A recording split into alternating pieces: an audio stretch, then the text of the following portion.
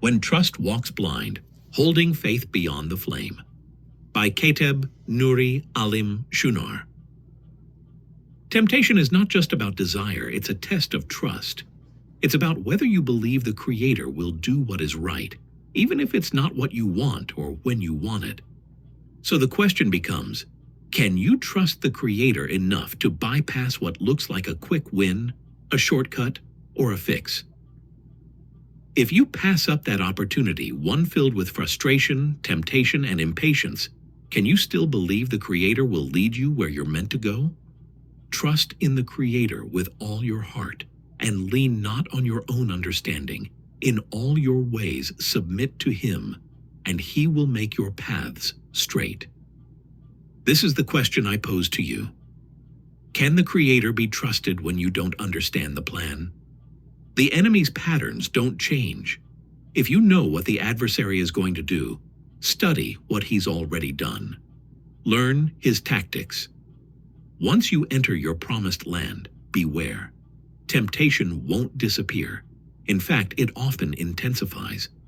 You will be tempted to abandon the Creator not out of rebellion, but through complacency and comfort.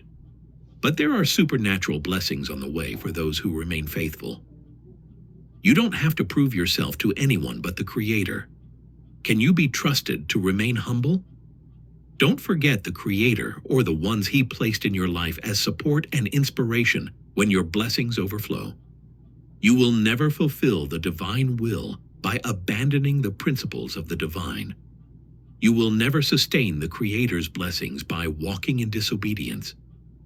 Beware, lest you forget the one who brought you out physically, spiritually, emotionally, mentally, and financially from the land of woes and bondage.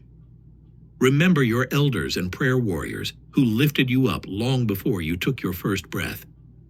When has the Creator not been faithful? I made promises I didn't keep, yet He kept blessing me.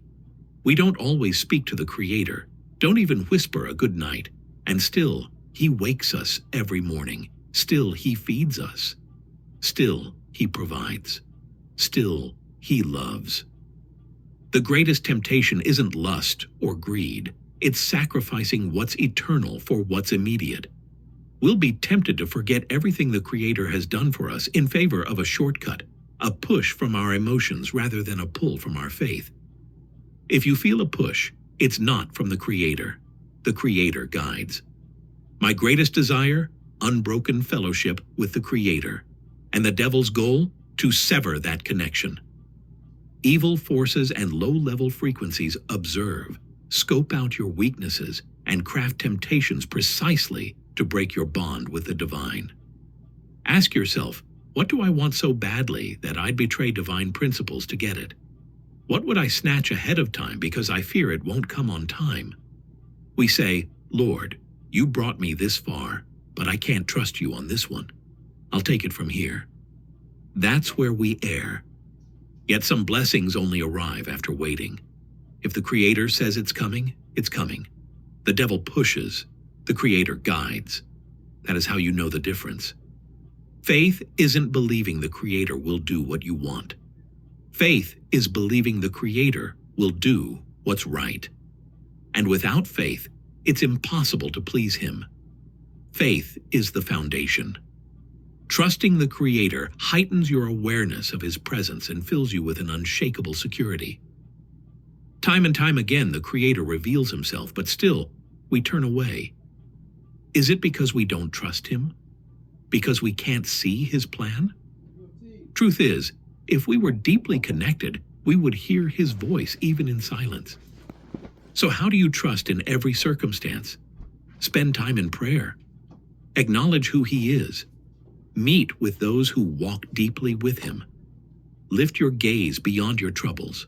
Serve others generously. These practices will tune your heart to His frequency, and soon you'll see Him clearly, especially in hard times. Do justice, love kindness. Walk humbly with the Creator. Remember, real humility comes from intimacy with the divine. Otherwise, what we call humility becomes pride in disguise. Let me take you to a house on Art Street in New Orleans.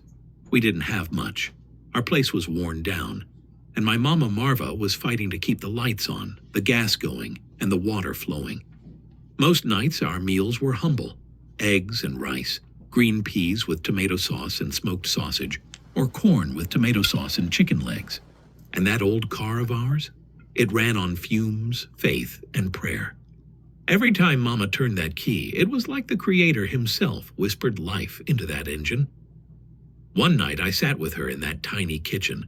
The fan rattled overhead, and we both stared at our plates. I asked her, "Mama, how you keep smiling when everything's falling apart?" She looked at me and said, "Baby, you can't cook a good gumbo fast. You gotta let it simmer. That's how the Creator works. Slow cooking something good while we try to microwave it. Don't trade his recipe for a fast meal. It won't nourish you." Her words stayed with me.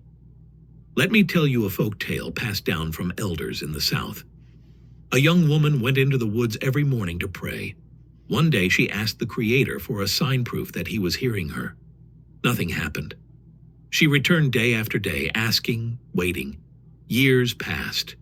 The townsfolk mocked her, but she kept going. One morning she found a large tree fallen across her path, revealing a hidden spring underneath. The water was so pure it healed the sick and revived the weary. People from all over came to drink. They asked the woman how she found it. She said, "I just kept walking the same path. I didn't know the blessing was under my feet the whole time, but the Creator did." That's trust. That's faith. Staying the course when it looks like nothing's happening. So I leave you with this. Temptation may whisper, push, or even roar, but let faith be your compass. Let trust be your foundation. And remember, the Creator never forgets who you are, so don't you forget who brought you through. Kateb Nuri Alim Shunar.